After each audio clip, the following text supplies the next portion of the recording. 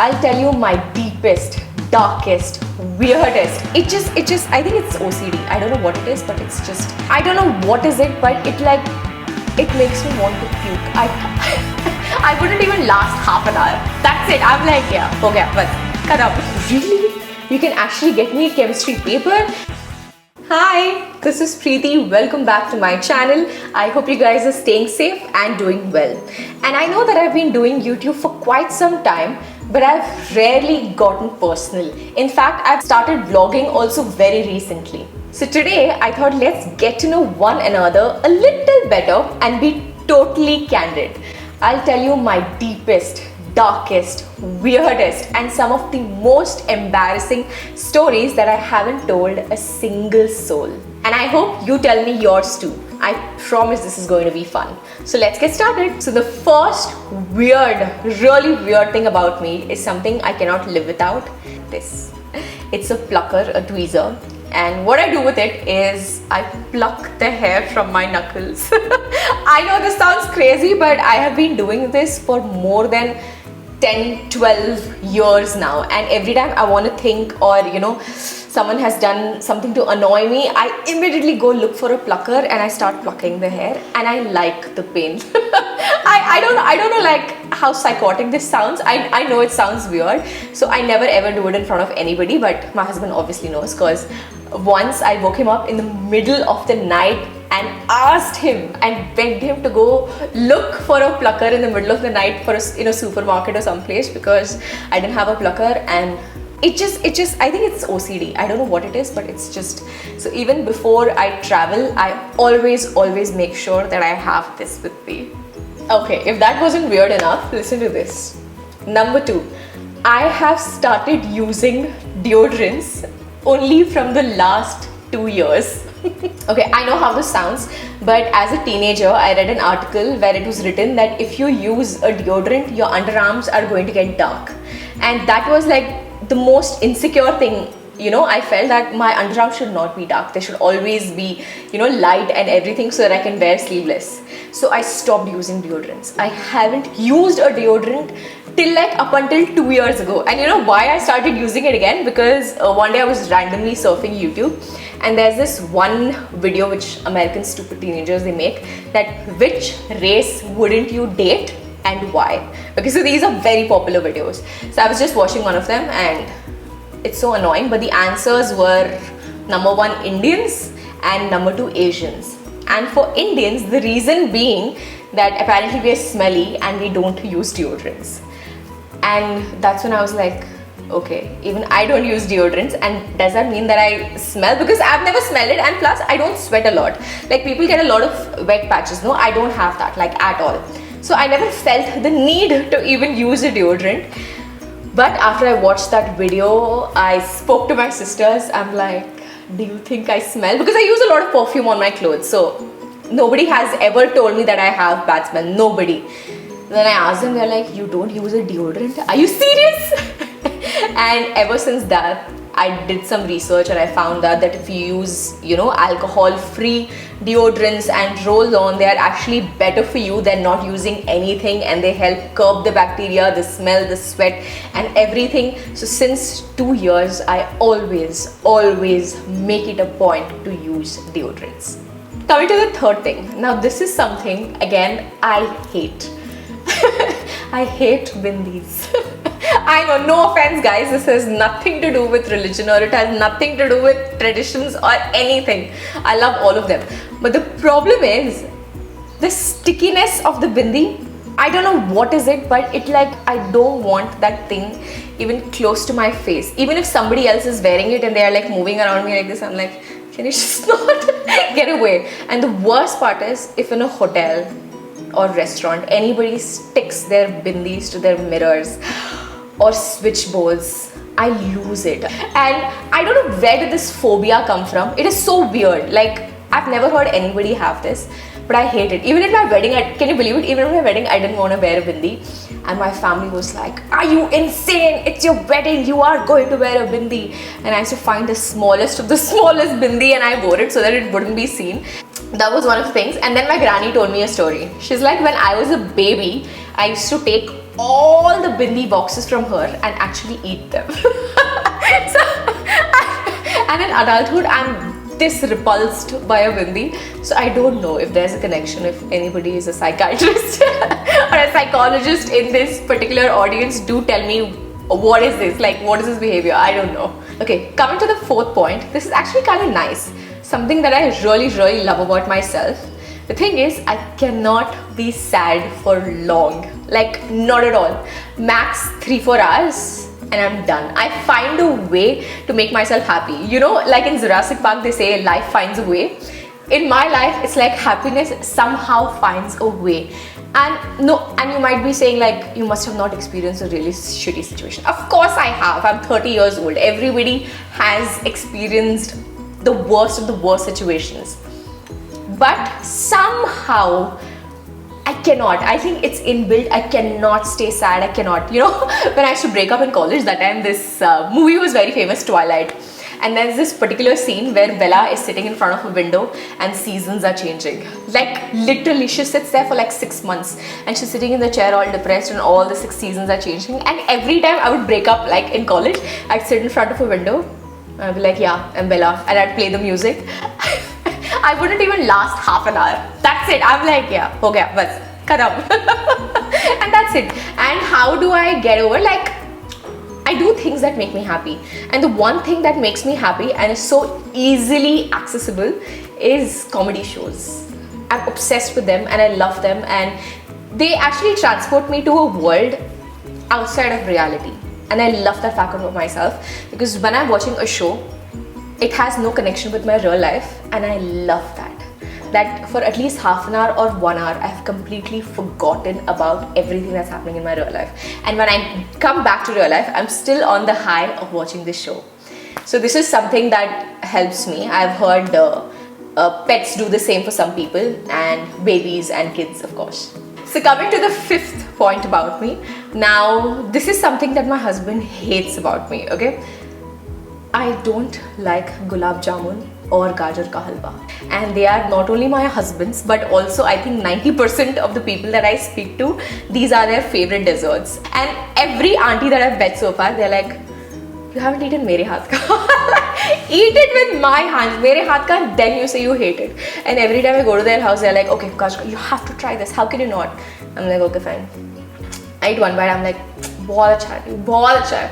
But then I don't go in for the second. So they're like, you don't like it? I'm like, I don't know. Vegetable as a dessert does not make sense to me, or even taste-wise does not make sense to me. And gulab jamun, I don't know why. I feel it's more pretentious. Like, I like rasgulla, I love rasgulla, but I don't like gulab jamun.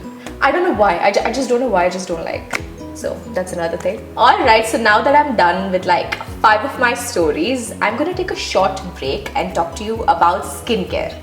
Now, I know you guys are gonna write that this is sponsored content, and of course it is, but the product is genuinely good. So go check it out and I'll see you after the break. Hi! I'm going out in just a bit, and since I'm on vacation, I don't want to go too heavy with the base since I'm going to be traveling a lot, but yet I want my skin to glow. And for that, I've discovered a new product, which is Aqualogica Radiance with Juicy Dewdrops in the variant Watermelon and Niacinamide. Aqualogica is a water-based hydrating brand with light gel textures that are specially formulated for Indian skin and climate. It has unique water lock technology which locks the moisture into the skin. It feels so light and it absorbs really quickly, and it's not very oily or very sticky either. I've applied the product only on one side and I haven't on the other, and the evidence is pretty clear. It instantly gives a glow on this side and there's a lack of glow on the other, and this is exactly what I've been looking for in the product, for that instant glow within a couple of seconds.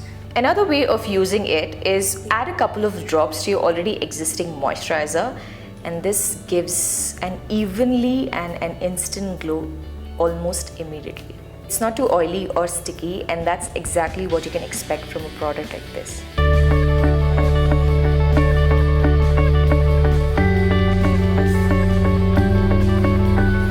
My My face is literally glowing and this product has done a pretty good job, and they have another variant in papaya and vitamin C. Don't forget to check them out. I will link all the products in the description box below. Aqualogica is PETA approved, it's vegan, cruelty free, as well as all of its products are clean formulation without the use of parabens, sulfate or mineral oils. Don't forget to check them out. Okay, so this is the 6th point, and this is the story that is so embarrassing to me. Like, I cannot believe how someone like me could be that stupid. Like, it's heights of stupid, and the only reason why I am including this story even in this particular list is that you guys don't follow this path. I know a lot of young girls who call me Didi follow this, so, and they're gonna watch it. So this is especially only for you guys. I included this story so that you don't make the same gullible, stupid mistake like I did. So here goes. This is my 12th standard exam. I don't know if a lot of you know, but I've always been a 90% student all throughout my life. And we're talking about 12th standard, like the exam that matters the most. A boy came and told me that he can get me chemistry paper. Like, you know, so I don't have to study and I can, you know, chit chat with him. I was like, really? You can actually get me chemistry paper? And that time in the news, no, at, I think this is what, how many years back? So 15 years back, okay? So at that point of time, there used to be a lot of news also that this paper got leaked, so the exam got cancelled. This paper got leaked, so this exam got cancelled. So I was like, you know, in that phase, like, of course papers can leak. So people are actually getting actual paper. Why should I put the effort of actually studying? Like, how dumb can I be? And unfortunately, chemistry was the first paper, and I used to hate that paper. I used to hate chemistry. So any help would be like, yes. So I did not study at all. And one day before the exam, he tells me that he cannot get the paper and something is wrong. I was like, can you imagine my shock? I opened the book itself like one day before the exam, and I somehow just passed. But that was a big setback and a big like a slap on my dumb face because all my other papers were above 85 and 90. And chemistry was the only paper that I just passed. Do you know how embarrassing this is and how stupid I feel to even to this day to make such a stupid mistake? And you have to know that I'm the oldest in my family. All my cousins are all younger to me. So I didn't have anybody to like look up to and talk my stupid shit to. I didn't have anybody to tell also that this guy is telling me this, and you know, I didn't have that. So I hope you have that and you don't make stupid mistakes like me. Alright, yeah, I'm done. This was like my most embarrassing story. The 7th point about me is I cannot sit on a single ride in an amusement park. Nor can I be a passenger princess and, you know, on a road trip I can sit in the passenger seat or at the back. The reason being, I have severe motion sickness. I vomit even on straight roads. You won't believe, I used to go to college, and my college is, okay, I was just about to give you my address and tell the address of my college as well. Thank God. Okay, no. So my college was about 1.5 hours from my place.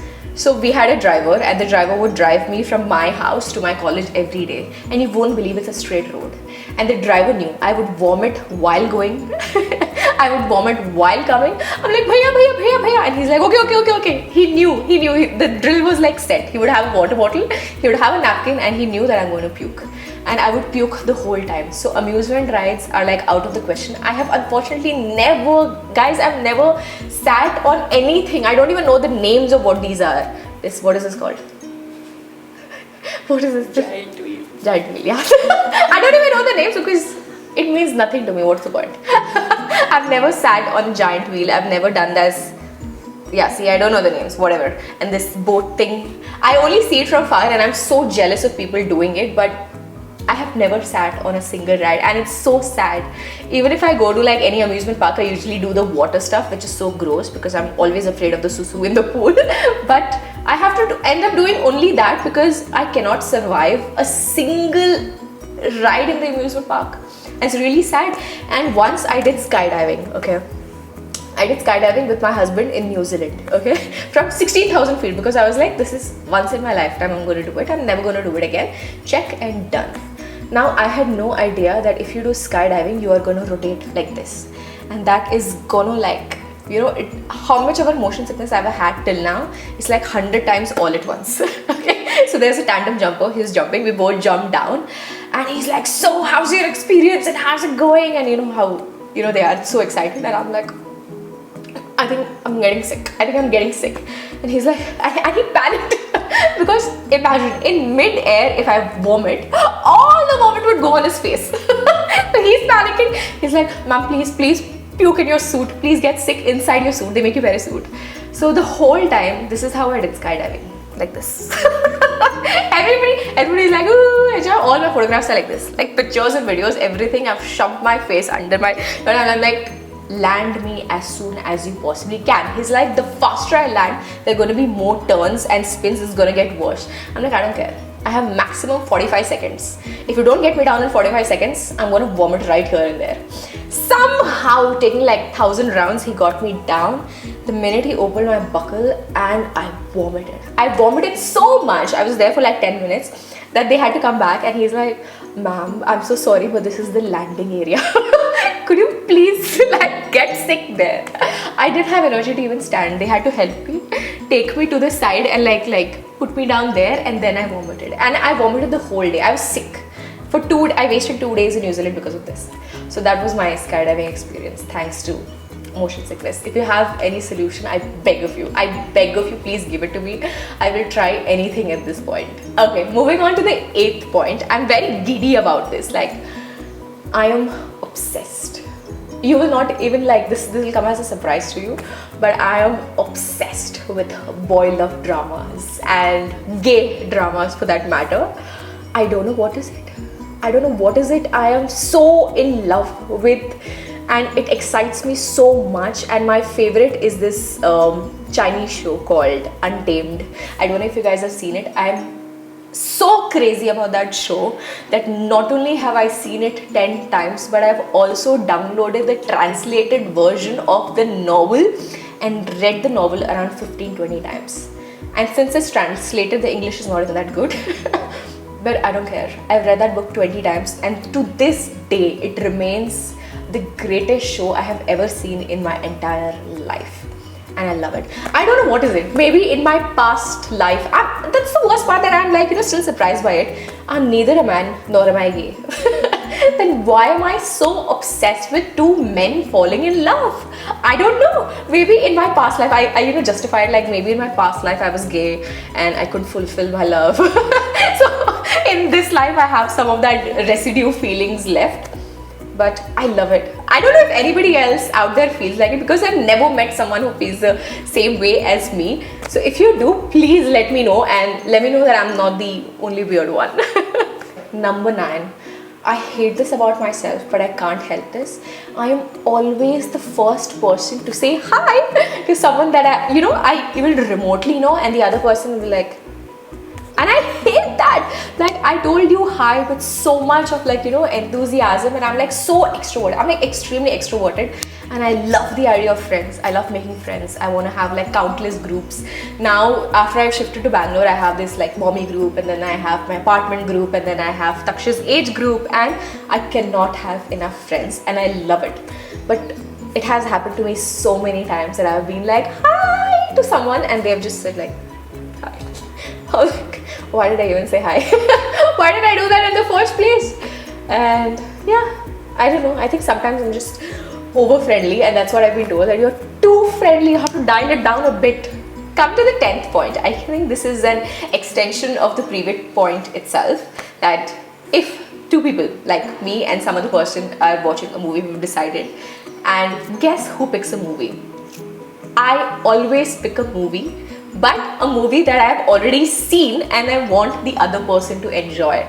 I don't know why, but with me, it's always about the other person. And whenever the movie is playing, I'm going to keep looking at their face like, it's good now? You enjoyed that now? I don't know why. I don't want to watch anything new, but it's like I want to spread if I found something like awesome. I think that's how I started the YouTube channel also, because I lost weight and I was like, I lost weight. And I did it like this, and I think people should know about it, and that's how I came onto the channel. I made my first video. Similarly, I'm exactly the same in my real life, in every situation. Whether a good skincare is working for me, I immediately text 10 people. please use this. This is superb. I come across a good perfume, I wear a nice dress, and I want everybody else to be a part of that information. So I don't know, this is another thing that I like about myself too. I'm not secretive or shady or anything. No, I love sharing, I love it. And I hope I can see that in Taksh too. Even now, I think Taksh is also quite sharing and generous. He is, even though he's only like 1.5 years old, but he is. I think he takes that from me, so I'm like, yeah. Okay, coming to the 11th point, and this is going to sound super crazy. I still can't believe I pulled this off. And teenagers, again, please don't do this. But once in college, I took a fake mom to pose as my own mom. Okay, so a little backstory. My family is very conservative. Okay, so we're Rajasthani, so we hold on to everything, and my parents are like super like no to everything. No hanging out with friends, no concept of bunking, no movies together, no eating out with friends, that no movies with friends, that concept only did not exist. So once I think we bunked college and we got caught or something. It was a mass bunk, so everybody did, but the college wanted to meet everybody's parents, and I was like shit scared. I was like, if I take my parents to college, if my parents find out that I bunked my college and did something, my dad would always threaten me that if you do anything, I will get you married the next day. Okay, for anything and everything, the point was we'll get you married the next day. So I was so convinced in the core of my heart that if I get caught and if the principal talks to my father, I am going to get married and my college life will be over, right? I was in second year. My college life will be over in like the second year itself. Oh my god, I was shit scared. I was in fact so scared that I was willing to hire an actor. But the problem was I live in South India, like Bangalore, okay? So I had to find someone who looks like me. And that was the problem. I asked everybody, all my friends, moms and everything. Unfortunately, I couldn't find someone who was similar looking to me. Then I begged my brother. Like I fell on his feet. I'm like, I beg of you, just help me.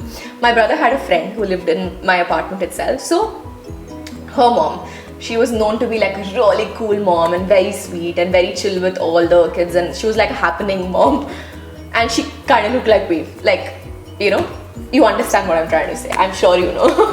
Okay, I begged auntie. I was like, auntie, I will be forever grateful, you will be preventing a child marriage.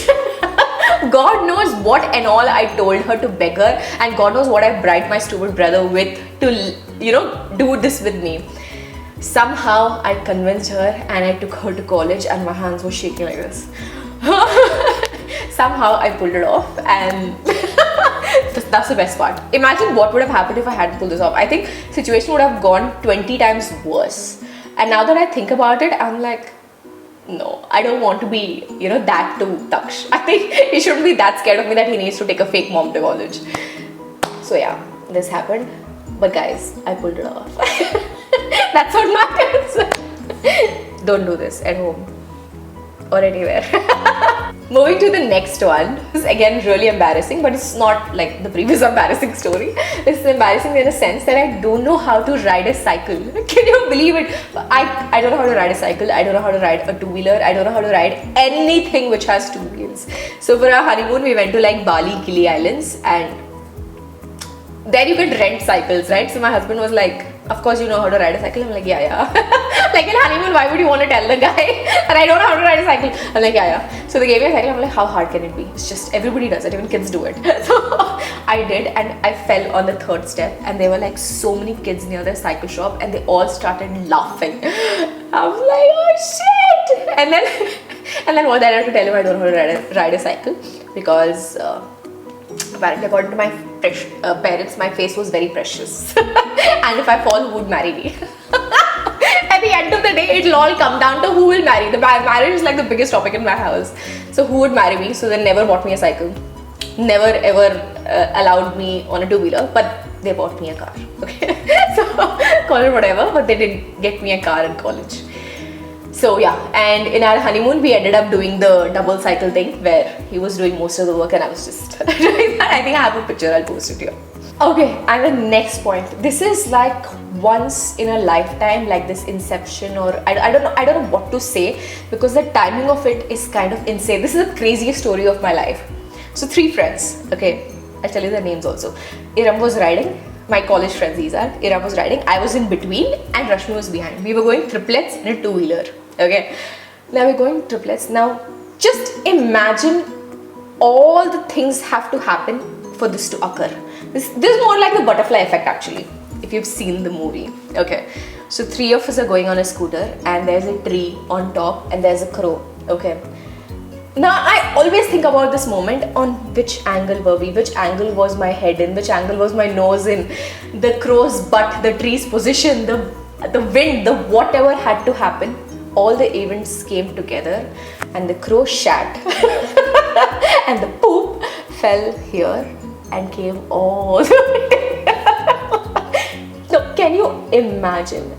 Who does this happen to, and how unlucky do you have to be for a crow to shit on your nose when you're doing a triplets on a scooty? It could have happened to any one of their heads, right? Why did it have to happen? And it happened here, like right here. And my friend would not stop the scooty because she was laughing. She was like, I was not. She didn't give me an opportunity to wipe it until we reached corner house, which was like 3-4 kilometers away. And then I took a leave and I wiped it. And then of course I went to the washroom and all that. Can you believe it? It was this is a story that I think it's been 10 years to this story, or 12 years, and we repeat this story at every function, at every event that this happened to us. It's a story of a lifetime. Okay, so coming to the last story of the day and fact about me. I hope this is the last. Now this is still a continuation of the previous one in terms of being an animal. Animal attack basically. So me and my sister, we were having pani puri, okay, in Bangalore itself. We were having pani puri and there was a tree and there was a monkey sitting on top of it. I don't know what happened. Both of us were just decently eating our pani puris, and obviously there's a monkey poaching us. We were looking at it. I think the monkey thought we were teasing it, or I don't know what happened at that moment.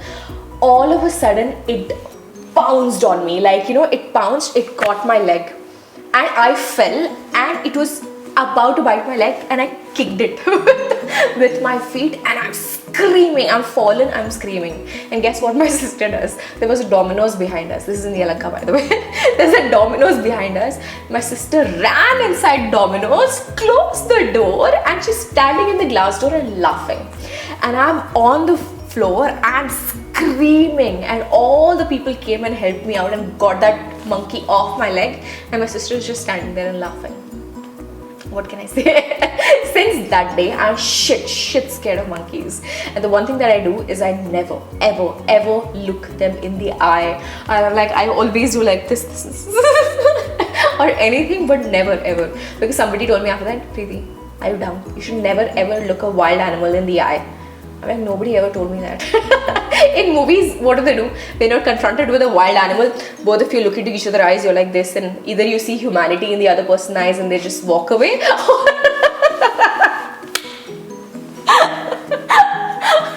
or what? You just do this and they probably get scared and go. So I'm like, okay. Movies are stupid. Seriously, movies are stupid, don't believe. So that's it. I hope you enjoyed this video and liked the 13-14 points, and please tell me that you feel the same, and at least to some of the points. I don't want to be like the bearded out person who's the only one who has done all 13 of this. I hope some of you relate and tell me that I'm not alone. That would make me feel really nice.